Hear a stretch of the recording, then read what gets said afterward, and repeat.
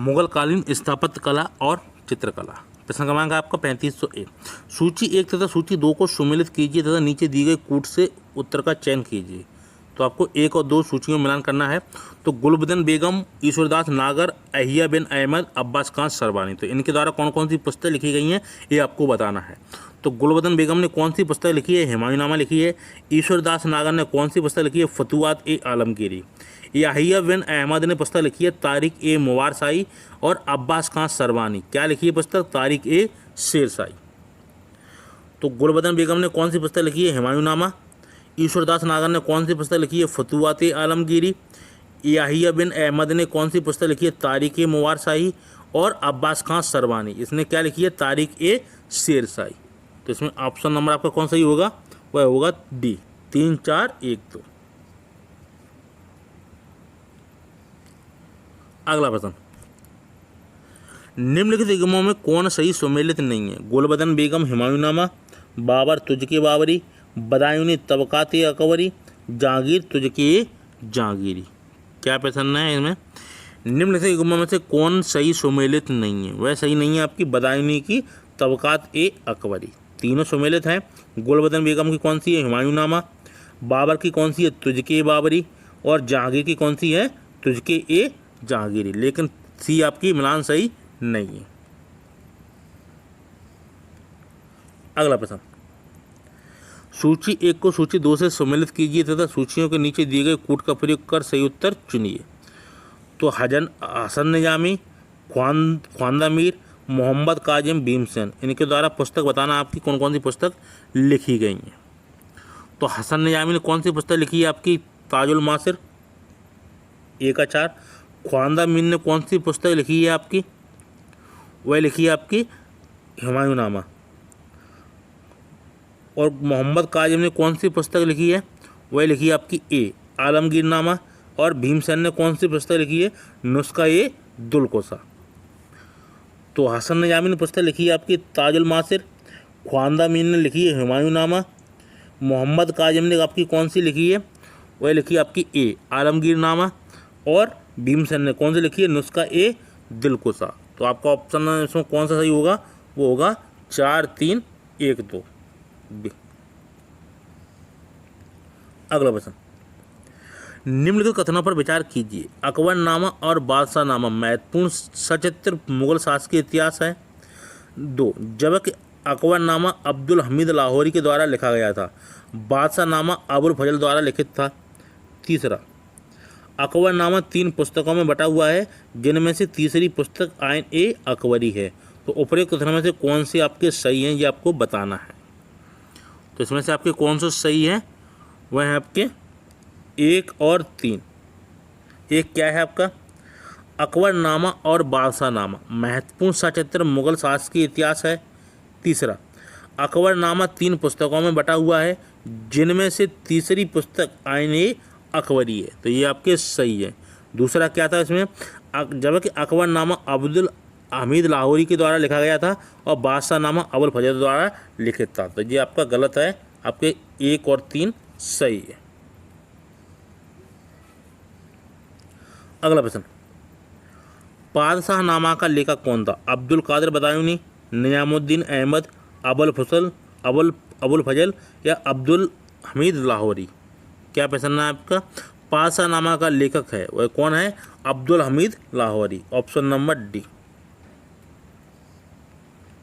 अगला प्रश्न, शाहजहाँनामा के लेखक हैं शाहजहाँ, गुलबदन बेगम, अब्दुल हमीद लाहौरी, इनायत खां। तो क्या प्रश्न है? शाहजहाँनामा के लेखक हैं वह कौन है आपके? Inayat Khan. Option number D. तो शाहजहाँनामा कौन किसने लिखी है? इनायत खान ने।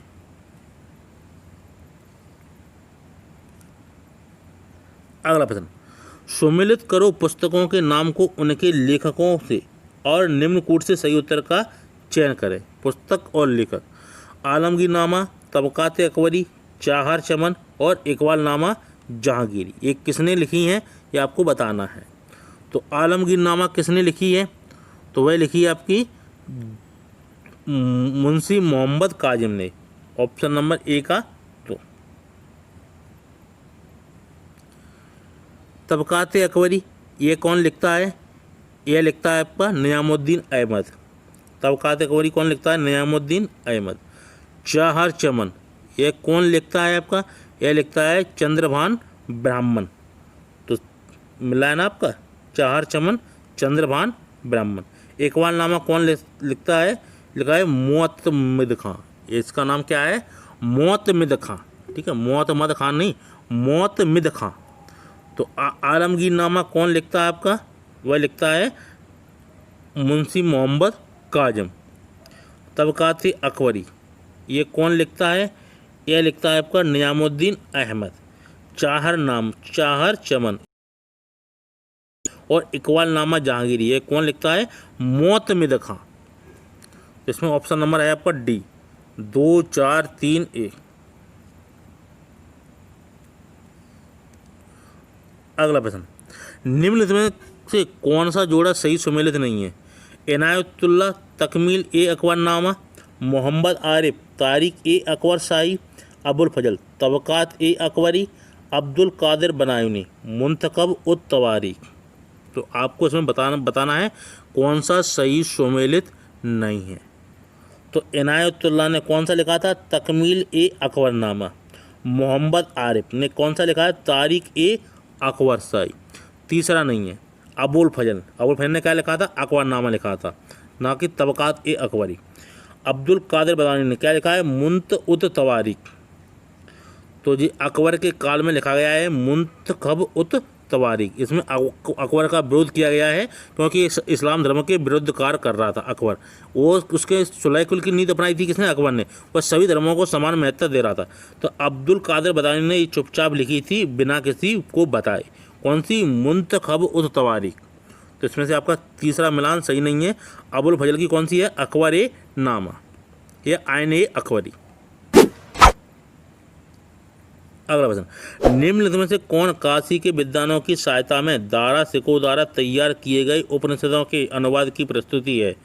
किताबुल हिंद, बहरुल हयात, मजम उल बहरीन, सिर ए अकबर। क्या प्रश्न है? निम्नलिखित में से कौन काशी के विद्वानों की सहायता में दारा सिको द्वारा तैयार किए गए उपनिषदों के अनुवाद की प्रस्तुति है? वह कौन सी है? वह है सिर ए अकबर। इसके नाम से दारा सिको ने क्या किया था? उपनिषदों का अनुवाद किया था। किस नाम से? सिर ए अकबर। तो निम्नलिखित में से कौन काशी के विद्वानों की सहायता में दारा सिको द्वारा तैयार किए गए उपनिषदों के अनुवाद की प्रस्तुति है? कौन सी है? सिर ए अकबर। अगला प्रश्न, सिर ए अकबर के लेखक थे दारा सिको, अबुल फजल, मुल्ला साहब बदख्शी या साहब अलीउल्लाह। तो सिर ए अकबर के लेखक कौन है? दारा सिको। इसमें क्या है? उपनिषदों का वो अनुवाद है। अगला प्रश्न आपका 3511, दारा सिको ने किस शीर्षक के अंतर्गत उपनिषदों का फारसी में अनुवाद किया था? किताबुल बयां, अल फिरसवत, मजम उल बहरीन, सिर ए अकबर। क्या प्रश्न है? दारा सिको ने किस शीर्षक के अंतर्गत उपनिषदों का फारसी में अनुवाद किया था? तो किस शीर्षक के अंतर्गत किया था? सिर ए अकबर।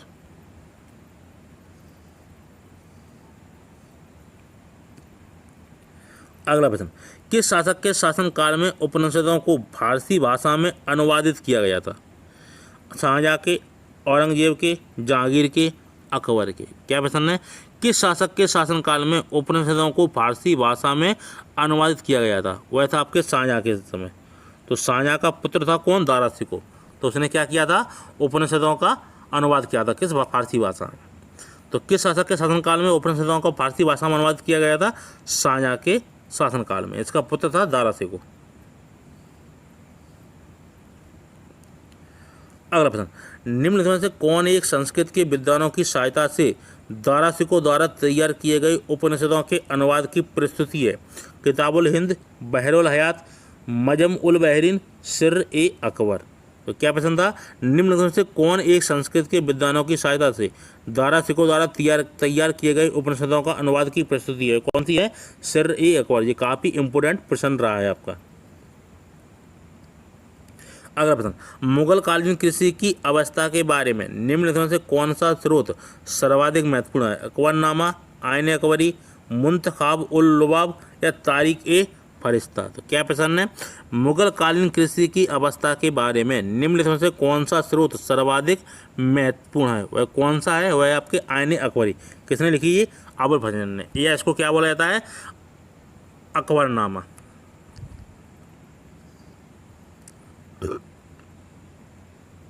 अगला प्रश्न, अकबरनामा किसने लिखा? फैजी ने, अब्दुल रहीम खान खाना ने, अब्दुल कादिर बदायूनी ने या अबुल फजल ने? तो अकबरनामा किसके द्वारा लिखा गया है? अबुल फजल के द्वारा। इसका नाम क्या था? आईन अकबरी। अगला प्रश्न, अबुल फजल द्वारा अकबरनामा पूरा किया गया था 8 वर्षों में, 7 वर्षों में, 9 वर्षों में या 10 वर्षों में? क्या प्रश्न है, अबुल फजल द्वारा अकबरनामा पूरा किया गया था कितने वर्षों में किया गया था? यह किया गया था आपके 7 वर्षों में। तो अबुल फजल ने कितने वर्षों में अकबरनामा लिखा था? 7 वर्षों में। अगला प्रश्न, अकबरनामा के निम्नलिखित भागों में से किसे आईन अकबरी कहा जाता है? दूसरा भाग, पहला भाग, तीसरा भाग या चौथा भाग? क्या प्रश्न रहा है आपका? अकबरनामा के निम्नलिखित भागों में से किसे आईन अकबरी कहा जाता है? वह कहा जाता है आपके तीसरे भाग को। तो तीसरे भाग को क्या बोला जाता है? आईन अकबरी। अगला प्रश्न, सर्रे असरार फारसी अनुवाद है महाभारत का, रामायण का, पंचतंत्र का, उपनिषदों का? तो सर्रे असरार फारसी अनुवाद है वह किसका है? उपनिषदों को। कौन करता है? दारा सिको करता है फारसी भाषा में। किसका अनुवाद? उपनिषदों का अनुवाद। किसमें? सर्रे असरार में। अगला प्रश्न, 16वीं शताब्दी में संपन्न महाभारत का फारसी अनुवाद कहलाता है आलमगीरनामा, हमजानामा, बादशाहनामा, रज्जमनामा? क्या प्रश्न है? 16वीं शताब्दी में संपन्न महाभारत का फारसी अनुवाद कहलाता है वह क्या कहलाता है? रज्जमनामा। किसके काल में ये लिखा गया था रज्जमनामा? अकबर के काल में। इसमें एक प्रसिद्ध चित्रकार के चित्र हैं। कौन के? दशवंत के। तो दशवंत के चित्र सिर्फ रज्जमनामा में मिलती हैं और कहीं नहीं मिलते। तो 16वीं शताब्दी में संपन्न महाभारत का फारसी अनुवाद कहलाता है रज्जमनामा। ठीक है, इसमें काफ़ी लेखकों ने इसमें अनुवाद किया है। तो अकबर के समय इसकी रचना हुई है। अगला प्रश्न, रमज़नामा किसका संकलन फारसी भाषा के अनेक विद्वानों ने किया? किसका अनुवाद था? रामायण, पंचतंत्र, महाभारत, ऋग्वेद? क्या प्रश्न है? रमज़नामा किसका संकलन, जिसका संकलन फारसी भाषा के अनेक विद्वानों ने किया है, किसका अनुवाद था? यह था आपका महाभारत का अनुवाद। किसके समय में? अकबर के समय में। अगला प्रश्न, अकबर के शासनकाल में किसके निर्देशन में महाभारत का फारसी में अनुवाद हुआ था? उर्फी, अबुल फजल, फैजी, नाजरी? तो अकबर के शासनकाल में किसके निर्देशन में महाभारत का फारसी में अनुवाद हुआ था? तो किसके निर्देशन में हुआ था? तो वह हुआ था आपका सी, फैजी के निर्देशन में। ठीक है, तो रमज़नामा में हुआ है क्या? महाभारत का अनुवाद फारसी भाषा। तो किसके निर्देशन में रमज़नामा लिखा गया था? फैजी के निर्देशन में। अगला प्रश्न, निम्नलिखित में से किस कृति को उसके फारसी अनुवादकों ने रमज़नामा शीर्षक दिया था? लीलावती, अथर्ववेद, महाभारत, रामायण? क्या प्रश्न है? निम्नलिखित में से किस कृति को उसके फारसी अनुवादकों ने रमज़नामा शीर्षक दिया है? वह किसका दिया है? महाभारत। ऑप्शन नंबर सी।